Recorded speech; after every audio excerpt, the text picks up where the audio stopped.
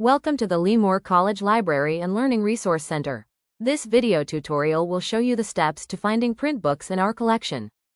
The Lemoore College Library has over 20,000 books on the library shelves, which can be checked out by Lemoore College students. All of the books are organized using the Dewey Decimal System. This organizes our books into 10 main categories. To find out if the Lemoore College Library owns a book you are looking for, navigate to the library website. Locate the search box for our library catalog, OneSearch. Enter your search terms and click Search. Your search results are displayed with each item in the library having an individual record.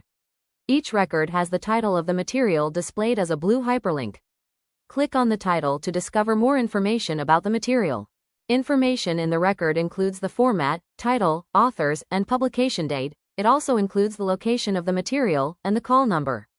Remember, the Dewey Decimal call number allows you to find the book in the stacks. First, check the stack labels, and then locate the Dewey Decimal number on the spine of the book. The catalog also has a citation generator, if you need to create a citation for this book. Questions? Contact us in person at the 400 building on the Lemoore campus. Chat with us online through the Ask Us button on our website. Call us at 559-925-3420.